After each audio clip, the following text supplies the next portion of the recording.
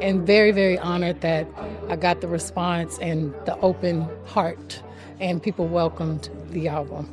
The love I got from the country community tonight really made me feel so seen, and I'm very grateful. Secretive diva could sell out products on name alone are slipping away, replaced by a culture that demands openness and vulnerability. And with her fortress of NDAs, staged visuals, and iron control, Beyonce may be unprepared for the shift at her own image. The cracks spill directly into her business empire, and nowhere is it more obvious than at Parkwood Entertainment. Once praised as a haven for young artists, the label now carries the reputation of a place where talent goes to stall. The so-called Parkwood exodus is no longer a fan theory. It is an open secret. Insiders whisper the same story over and over. Chloe Bailey, once celebrated as Beyoncé's hand-picked protege, has become the face of Parkwood's broken promises. Her solo projects were hyped as world-changing, but despite the label's immense resources, they struggled under constant comparisons to Beyoncé and impossible expectations. Former employees described the environment as suffocating.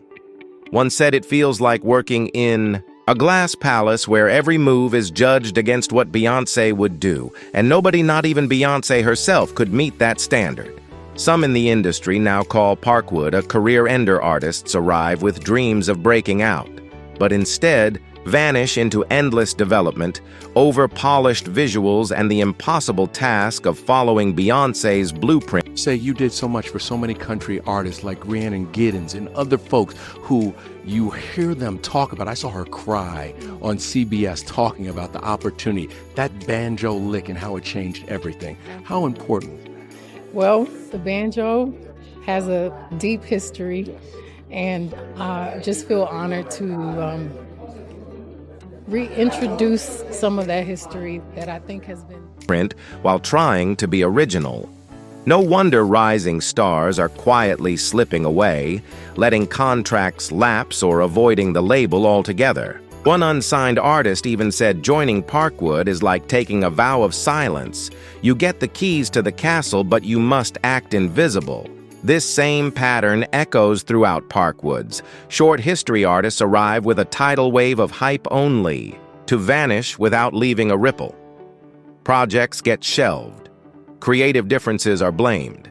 And the beehive that will go to war for Beyoncé rarely extends the same loyalty to her protégés.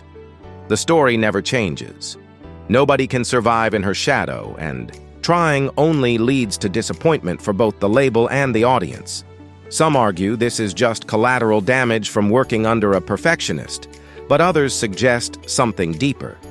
Three former Tonight is a family affair. I saw your mother-in-law so proud of. Yeah, we're going. Parkwood employees have quietly alleged that support from the label often feels like control and micromanagement, with Beyoncé's team pulling the strings on every move. If that is true, the playbook stifles originality and guarantees that no one ever rises above the boss, what was once marketed. As a launching pad starts to feel more like a trap for young talent, the suffocating demand for polish and the obsession with image control turn ambition into stagnation. Why would any artist risk their career trying to please someone who is impossible to please? And if more careers continue to stall, it may not be long before the so-called Parkwood curse becomes official industry truth. As rumors of internal drama spread, even Beyoncé's biggest partnerships are starting to suffer the split from. Adidas was painted as mutual, but insiders knew Ivy Park sales had collapsed, and its cultural power was fading compared to brands with relatable founders and transparent missions.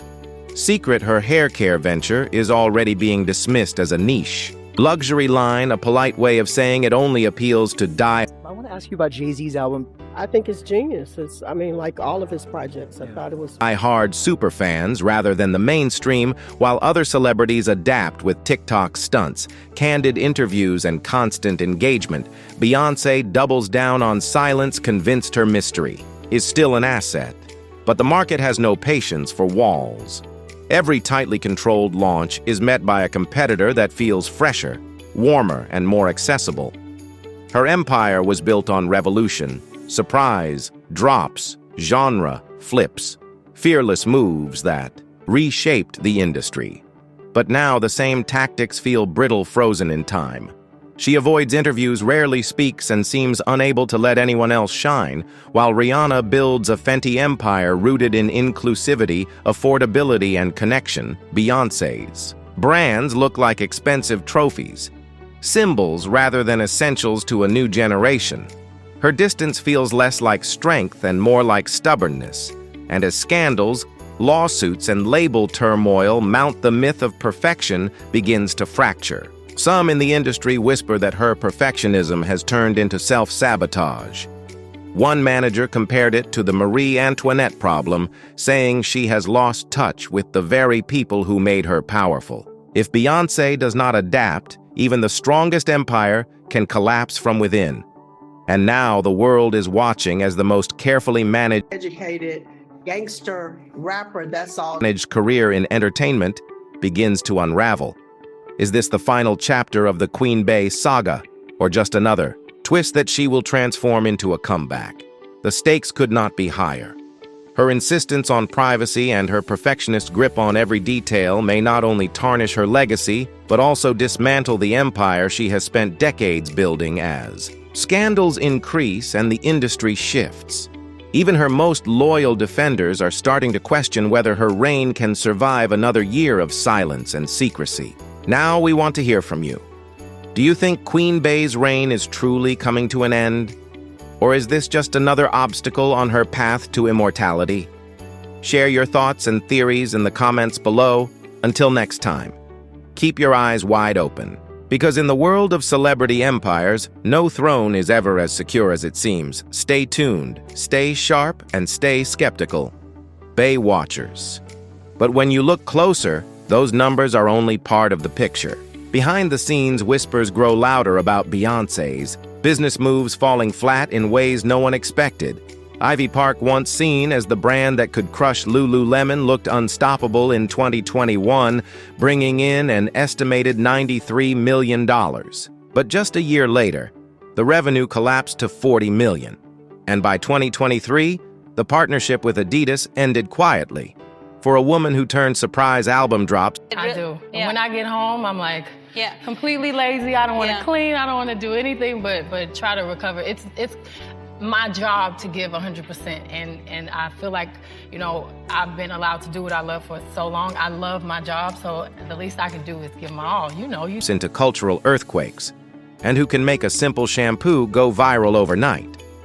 Those kinds of losses are not supposed to happen, and now they raise serious red flags. And then came Cécred, the hair care line Beyoncé launched with her mother Tina Knowles in 2024, a venture everyone believed would be her easiest win, the kind of move that builds generational wealth and cements a legacy beyond music. But soon the shine started to fade. Tina appeared on Meghan Markle's Confessions of a Female Founder podcast, and her words raised eyebrows. She said it's her business, so she gets to win a statement that sounded more like surrender than partnership. Tina admitted she always gives in to her daughter because she avoids conflict, but what she left unsaid was louder than what she spoke. Are we watching a slow-motion power grab where Beyoncé quietly sidelines her mother under the guise of family unity? Or is Tina, with her decades of salon knowledge and outspoken nature, becoming a risk for a superstar Where you want it relaxed, but then after just a short amount of time, you can't wait to do something again? I don't know how to relax. Yeah. Absolutely. I don't like to get a massage. I don't like to. Oh, no, I don't. Oh, I like to get a massage. Yeah, I go a little far. The only time I can really relax is on a boat, because then I have no excuse. I'm stuck, and I have to take care of myself. who runs her empire with the secrecy of a classified mission? What really fueled the rumor mill was Tina's confession that she had dreamed of this business for years, while Beyoncé showed little interest and only joined after being convinced. Even wrapped in the glow of mother-daughter harmony, the cracks are impossible to ignore. In beauty, family brands usually thrive on warmth and unity. Yet here Tina admits she must tiptoe around her daughter just to maintain peace and her own role in the venture. The unspoken message is harsh. Is Beyoncé restructuring her empire to keep all control, even if it means sidelining the very woman who taught her about hair beauty and resilience. The numbers back up the whispers. Ivy Park, once hailed as her Nike and Adidas killer, collapsed with plunging sales, failed. You know how we waited for this moment. I am so good. Congratulations. This is a moment, I think, that you see people clapping in the media room. You saw the reaction out there. What does this mean to you? It's very surreal, and it's been 25 years of just working really hard and trying my best to keep growing and keep opening up doors. Collaborations and headlines that stopped bragging about sold-out launches. Even Parkwood Entertainment, the engine of all things Beyonce, barely pulled in $10 million a year, a tiny sum compared to her global scale. And while Cécred is still hyped as the next big thing, insiders suggest it may already be running on fumes, surviving more on flashy press than genuine market disruptions. Till this is Beyonce. We are talking about she is not just a pop star. She is the architect of modern music business strategy. The woman who rewrote the rules of album releases by making surprise drops an industry standard. The force behind tours like Formation and Renaissance that shook culture with half-billion-dollar paydays. The artist who owned her masters bent streaming. Giants to her will push the Grammys to face bias and gave Parkwood the image of an untouchable empire. Beyonce for sure.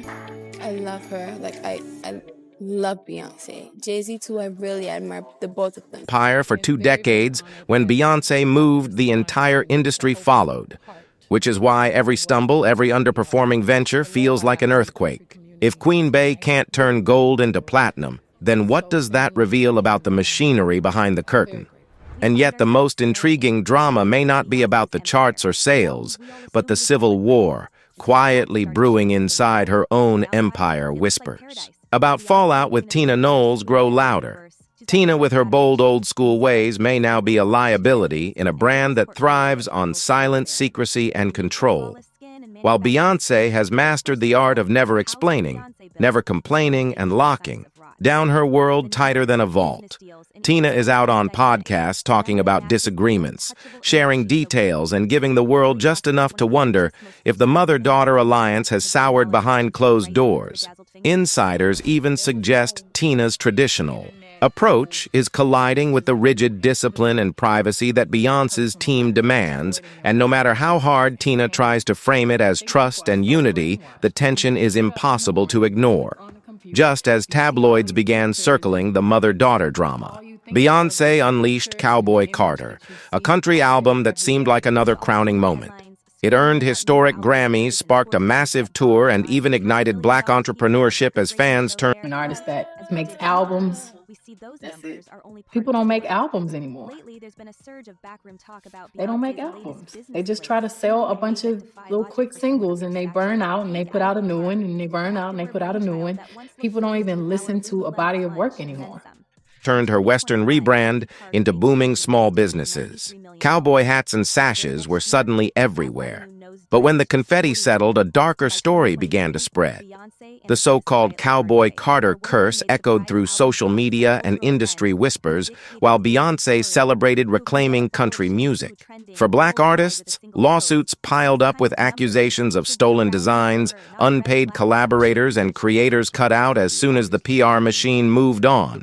Is this reinvention as flawless as the headlines suggest, or is it just ruthless PR fueled by a willingness to burn bridges when the spotlight shifts? And it is not only outsiders talking, even artists on her own Parkwood label quietly complain about sabotage projects, stalling without reason, creative control, stripped singles buried, while Beyoncé's work always takes priority for years.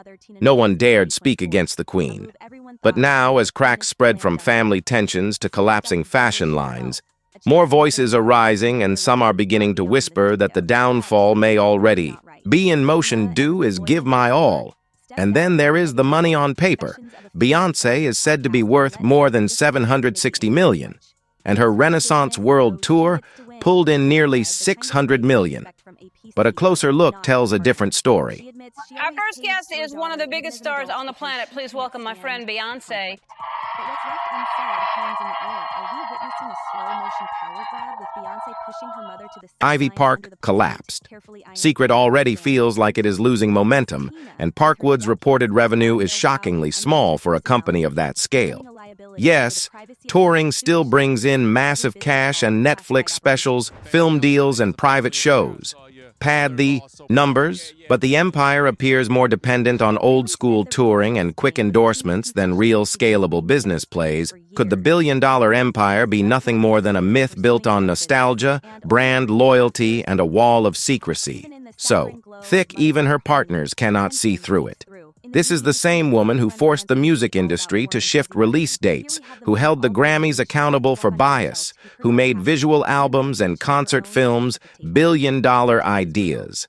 Yet now she faces whispers of failed launches, internal sabotage, and broken partnerships. And with every fizzled product line and every collaborator hinting at creative conflict, the once flawless armor begins to look less like invincibility and more like a costume, yeah. And if all that were not... I know so much on how you got where you are, how you stepped on many people. Not enough, we cannot ignore the emotional toll the image of Beyoncé allegedly sidelining her own mother for the sake of control feels almost Shakespearean.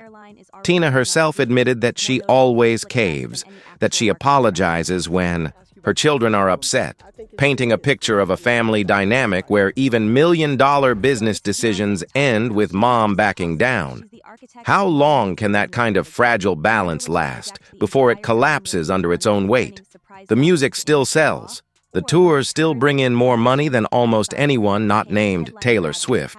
But behind the curtain in boardrooms, family meetings, and brand negotiations, Beyoncé's empire looks less like a fortress and more like a card tower waiting for the slightest. Shake the whispers about her next move.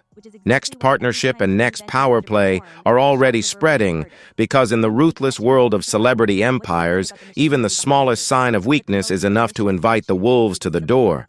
But as the spotlight moves closer, we cannot ignore the uncomfortable truth about Beyoncé's brand. The same icy perfection that made her a legend may now be the very weakness pulling her empire down. Beyonce. Gorgeous, a stab to my self-esteem. For years, fans and critics worshipped her mysterious aura. She never blinked, never slipped, never showed a trace of mess. But lately, that marble statue image looks less like mystique and more like missed opportunity, while Rihanna turned authenticity into a billion-dollar Fenty empire, laughing on social media, sharing her struggles and building trust with fans who see her as relatable. Beyoncé has remained an untouchable myth in 2025. What does that buy when launches feel more like museum exhibitions than shopping events? Insiders whisper that Cécred's rollout was all style, no soul, with products gathering dust on shelves treated as collector items instead of daily essentials. One industry veteran put it bluntly, Beyoncé never comes down to earth. Beyonce and Jay-Z will do anything to destroy anyone who speaks out against them. People cannot connect, and even loyalists now admit they would rather buy Fenty not for the formula, but for the authenticity. Because Rihanna feels real, this is no longer about hair oil or luxury merch. It is about perception.